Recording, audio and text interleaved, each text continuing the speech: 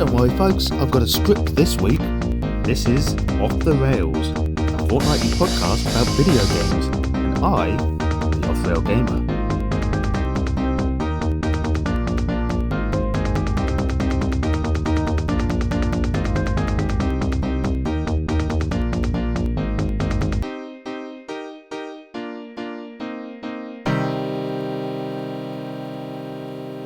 Hello listeners, I'm sorry that last episode was a bit of a mess. I think it's probably very apparent anyway, but I did run short on time the other week. I just didn't want to let that interrupt the usual proceedings. By the same token, I don't want you to worry that I'm not prepared to put in the same level of effort, so I'm back this week having carefully planned out everything that I want to say in this episode. In fact, you might even say that I'm trying to put the show back on its rails after that absolute wreckage last time out. But that would be problematic for the name of this podcast. Well, I shouldn't worry too much on that front, as my mind does tend to wander, even when writing these scripts, which is the reason we usually end up hopping from one topic to another and taking the scenic route to the point I'm trying to make. I mean, already we've taken this much of the podcast, which is meant to be dedicated to video games, and instead I procrastinated and made no mention of our chosen subject. We'll get to the games in a short while, but first I need to plug all my socials, as I do to kickstart every episode. This won't take long, but if you want to skip ahead a minute or two, I'll catch up with you in the next segment. Off the Rails podcast goes out on Spotify, Amazon Music, and Google Podcasts. I upload once a fortnight on Thursdays. My online presence started on YouTube, and you can also find me on X, Twitch, and TikTok. I'm not verified anywhere, but I have included links to these in the podcast episode description. Finally, you may feel inclined to get in contact with me to comment, ask a question, or make a suggestion for future content you'd like to see or listen to. I don't have enough of an audience yet to set up a Discord, but I have popped my email address, offrailgamer@gmail.com, in the podcast episode description. Just be aware I'm a sensitive soul, so please keep your messages clean and try not to be too mean. Who knows, your email might even get read out in the next episode in fan favourite segment, Listeners Whispers. And there you are, you've made it through the intro. Well done. I do mean that sincerely. It's just I have a voice that always makes it sound like I'm taking the mic all. So, sorry about that. Anyway, let me make it up to you by telling you all about some of the games that I've been playing recently.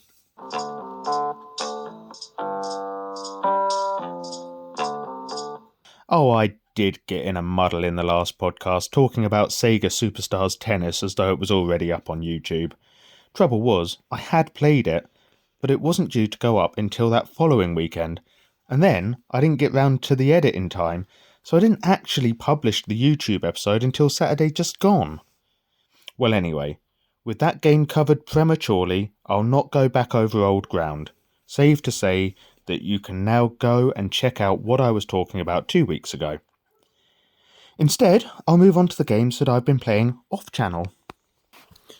First up, I've made some progress in God of War Ragnarok, but fear not, I think I still have a long way to go with this title, so you need not worry about spoilers yet. I'll save that for a future episode. I have been continuing to enjoy battling hordes of mythological entities as the Spartan god of war Kratos, and also his son Atreus. These games, as I've certainly said of 2018's God of War, really make you feel powerful, executing a flurry of deadly moves against opponents in high-speed, fluid moments. They're also very interesting in that they deliver a very linear, though intricate and compelling, I must add, storyline in a semi-open world environment. Unlike GTA or Red Dead Redemption, the God of War maps are broken into different areas, or realms, rather.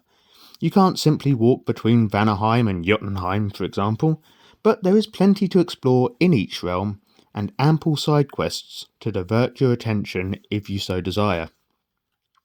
As I say, I've not finished my playthrough of Ragnarok yet, so I can't offer my final opinion on it, but I am having tremendous fun with it thus far, and can speak very highly of Kratos' last outing, which I only got round to playing for the first time last year.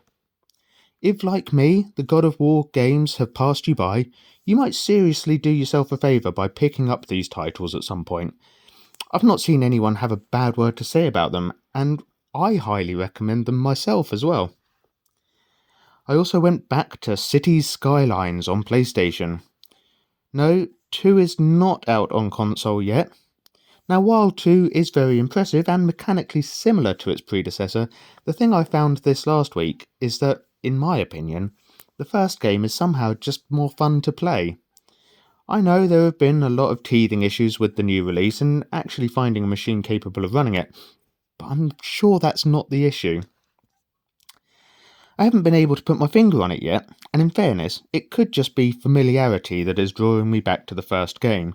All I know is that there was something really satisfying in starting up a new map and sinking a solid few hours into that now old favourite. I've also continued working my way through the Life is Strange games. I think last time I'd played through the first game, Before the Storm, and possibly The Amazing Adventures of Captain Spirit. Captain Spirit was only one episode, and really served more as a playable trailer for Life is Strange 2, which I'm currently playing. But don't write off Captain Spirit. The story covers so much in just the short time it takes to complete, and somehow develops the two central characters to the point that you both despise and pity Chris's deadbeat alcoholic father in almost equal measure. And that's something I really have to praise these games for, at least what I've played of them so far. Even when a character is introduced as a walking cliché, you get to know enough of them to begin to understand their motivations, and some of the apparently most superficial individuals end up being somewhat sympathetic when you scratch beneath the surface. Not everyone, mind. Nathan Prescott is a butthole whichever way the coin flips. Now, it's not something that I've been playing. This is something I've been talking about for a while now, and that is streaming. Guys, Organauts even. I think I've nearly got my poop together, as the rap stars would say. I kept saying that it was my intention to try and really get into streaming in the new year, and I think now I just need to bite the bullet. Figuratively, of course, and just give it a go. I'm probably going to look at the 4 PM UK time slot on a weekday to begin with. I can't tell you with certainty, at least at the point I'm scripting this, what day I will trial this. But if you follow the link to my X, it will most probably include a tweet when I'm ready to go live. It'd be great to see you over on Twitch or TikTok at some point. Here, why not throw me a suggestion of some games I could look at on stream? I'm thinking something decision-based, or maybe something on the PS1 like Croc or Gex 3D, but am open to hear what you'd like to see. We'll come up with something anyway. Drop your thoughts in an email to offrailgamer@gmail.com, and if I've got it, or can get hold of it, I'll have a bash. You can go for any PlayStation generation, Xbox 360 onwards, Wii and by virtue GameCube, Switch, SNES, Master System or Mega Drive. And with that said, let's turn to the next segment of today's podcast. We've no listeners' whispers this week, but I am minded to see if we can find any gaming news.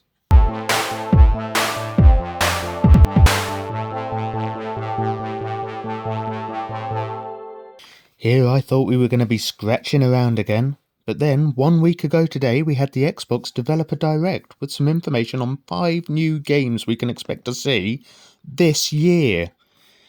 I'm going to run through them in a countdown from least impressed to most impressed.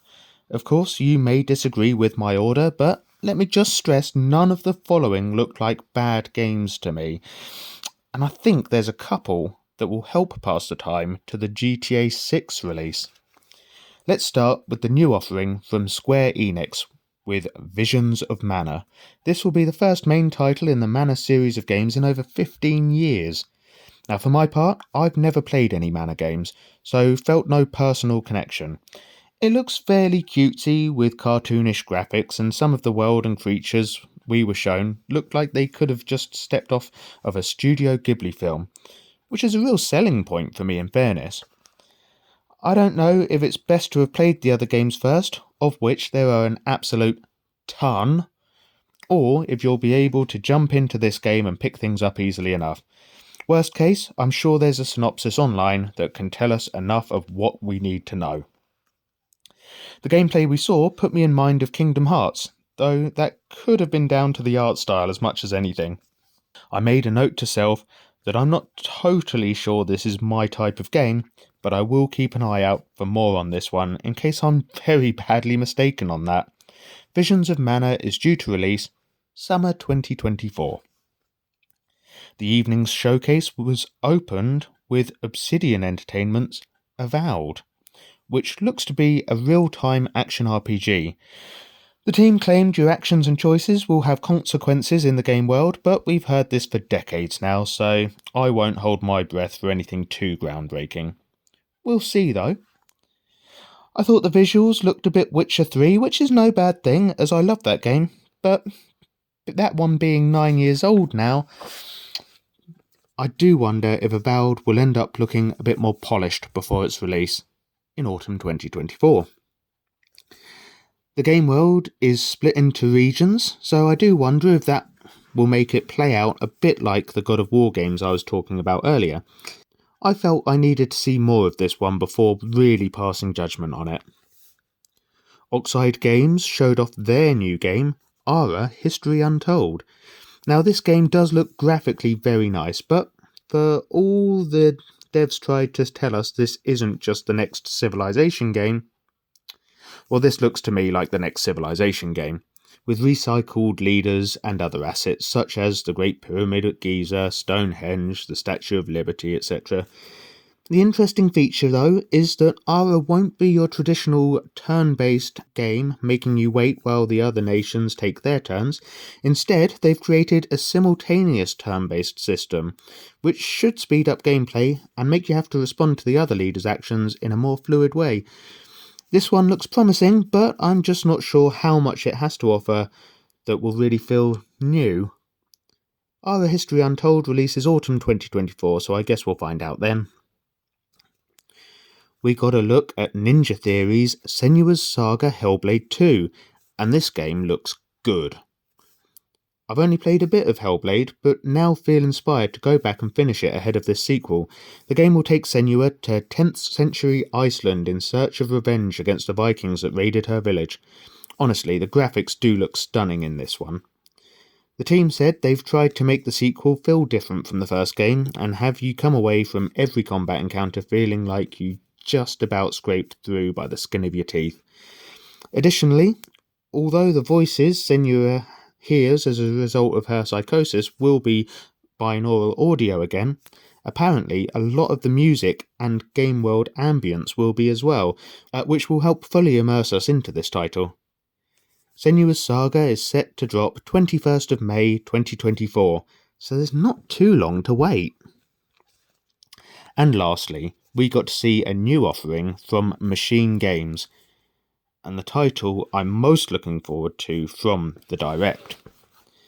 Indiana Jones and the Great Circle. This one's set sometime around the third movie, so we're playing as a younger Indy.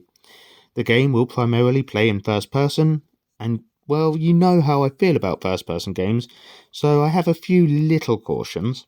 But honestly, it looks like the team have done a terrific job with this one, even hiring stunt actors for the motion capture, so it looks like the characters will take bumps hard.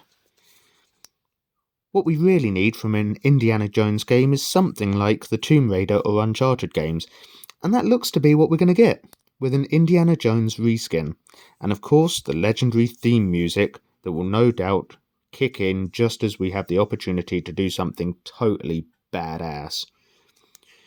We'll be armed with a revolver and we'll be able to pick up weapons from downed enemies as well, but most importantly, we'll be equipped with Indy's iconic whip, which will be used both in combat and for traversing the environment. I'm seriously hyped for this game, which is coming out sometime this year. Note, not even the season was specified, which makes me think they could be aiming to capitalise on the Christmas market and release sort of November-December time. But that's just speculation on my part. And that, friends, is how we deliver our gaming news. Now let's turn our attention to the main feature.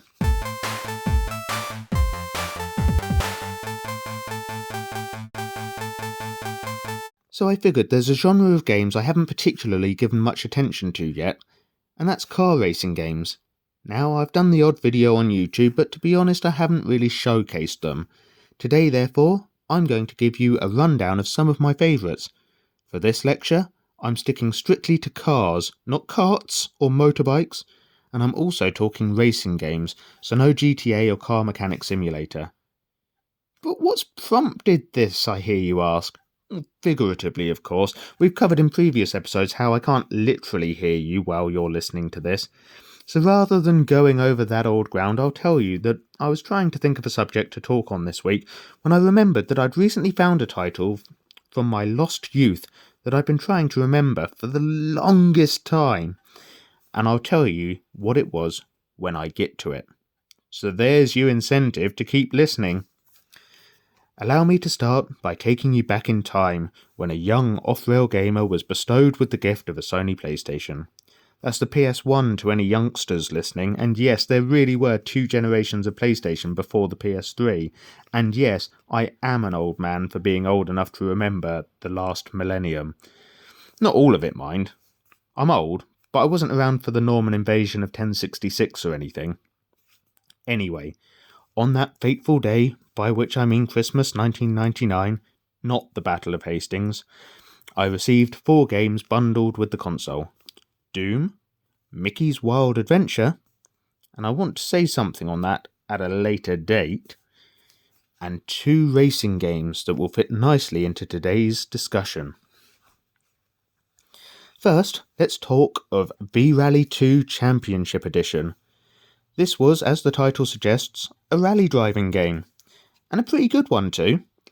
You could race on pre-rendered maps or try to set fastest lap times in time trial mode. The game allowed 2-player split-screen competition as well, and if you were feeling creative, you could even have a go at designing your own tracks. Personally, I used to enjoy building something akin to a ski jump to see how much airtime my drivers could get as they literally flew past the finish line. I also recall you could adjust the track surface you were speeding around on as well.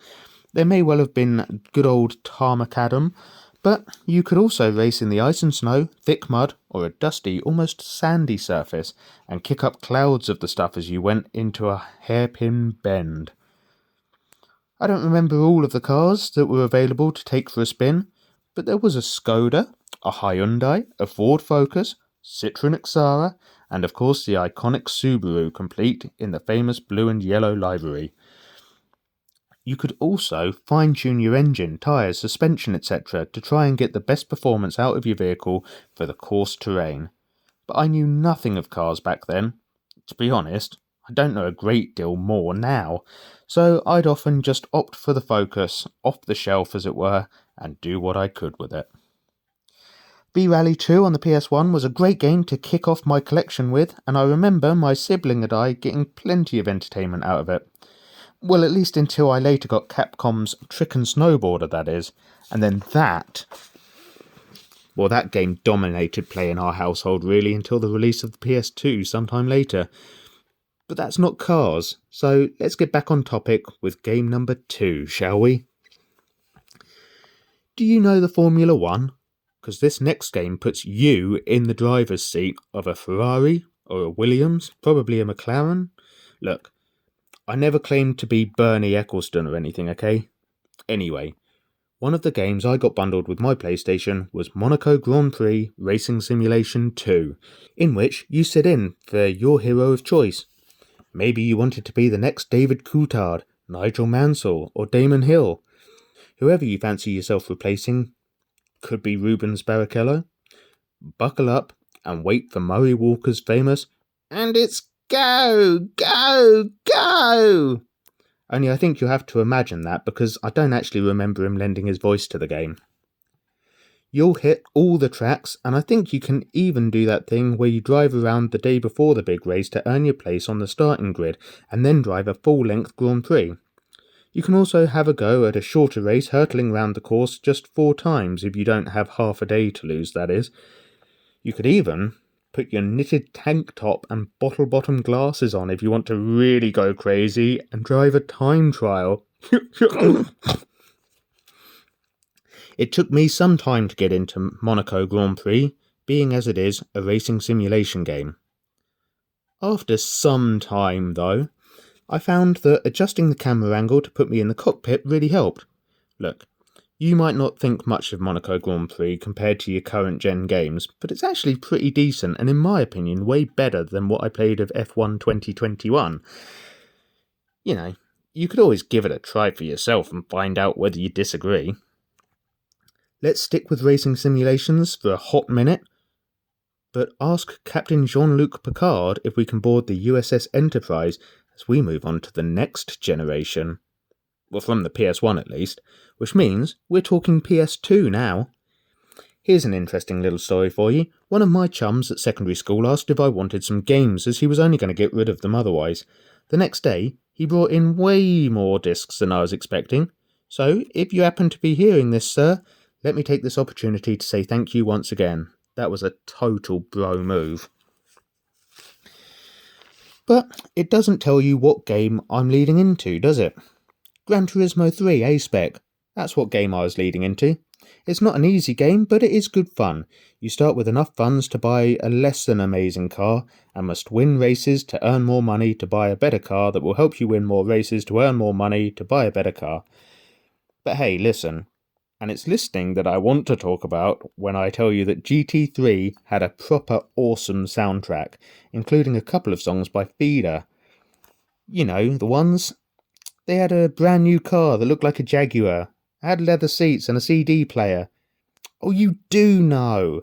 Look, I joke, but I can't believe anyone's listening to this who isn't old enough to remember the song Buck Rogers, so stop lying to yourself. You're old like me too. Unless you really are young, in which case you can ignore Jeff Goldblum. It's fine to stay indoors, shut the sun out, and all the fresh air too. As long as you're listening to Off the Rails podcast, that is. And with that, I've lost my train of thought. Not that we're talking about trains, we're talking about cars. And we've got just 2 more games to talk about before I give you the rest of your day back. I never owned a copy of Burnout for the PS2, but I did play it round a mate's house.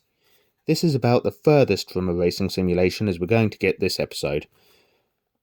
The Burnout series of games isn't serious or stuffy in any way. They're about pure, honest-to-goodness fun. You're not going to be worried about the ABS settings or traction controls. In Burnout, you're not necessarily even going to need to know how to use the brakes because this game packs the high octane. In spades. I think that's the turn of phrase. A lot of the fun comes from getting a lot, smashy, crashy wild. Ooh, you just ploughed headlong into an oncoming articulated lorry. Well, it's all good. Okay, your windshield's all busted up and you might have left your bonnet back there on the hard shoulder. Hey, by the way, a hard shoulder's a thing in the United States. I haven't played Burnout in a long time, but I can reminisce fondly, right? It's certainly one that I'm going to need to add to my collection someday. But do I go for the original, or Paradise, or one of the others? I think there's one where you have to drive your car down a straight and hit as much traffic as possible to earn the highest possible score. That's the one I'd like to get. Need for Speed Hot Pursuit has similar vibes in that you're racing your fast car on the open road with regular traffic to weave between. It also has slow-mo action replays when you do crash your vehicle. But here's the neat thing, in that you can equip your car with nitros speed boosts, EMP projectiles, and stinger traps to puncture tyres of both rivals and police cars alike. That's right, the local force is totally nonplussed about you and your buddy Bud Budson's best friends forever, bombing along and driving recklessly. Or should I be spelling that with a W, eh? 'Cause driving recklessly might just land you in a totally bogus wreckage. And this seems like an opportune time to take a pause for an important message. Guys, if it's in a video game, it's okay, but don't go pulling these stunts out on the road in real life. If you've got a need for speed, go ahead and book yourself on a track day somewhere. If you choose to get behind the wheel of a car on the road, drive the dang thing already. And that means observing the speed limit, maintaining safe distance, and observing the other rules. You're not Jason Statham, and it's not cool endangering other road users. But look, I'll bet you're all sensible, so I'll leave that there. Anyway, in Need for Speed Hot Pursuit, your car really is kitted out like something out of a James Bond movie. As well as cruising the main route, you'll also find shortcuts through lumberyards and construction sites that will afford you an advantage over the NPC racers. Though don't expect them not to also capitalise on these alternate routes, because they will. I was mostly playing this game back in 2012, so it carries the least amount of nostalgia for me out of all of the games I've spoken on this week. Nevertheless, it is great fun. It kinda has more of an arcade feel to it, like Burnout, but hey, I lost plenty of Saturday afternoons to it back in the day, proving that it does what it does very well.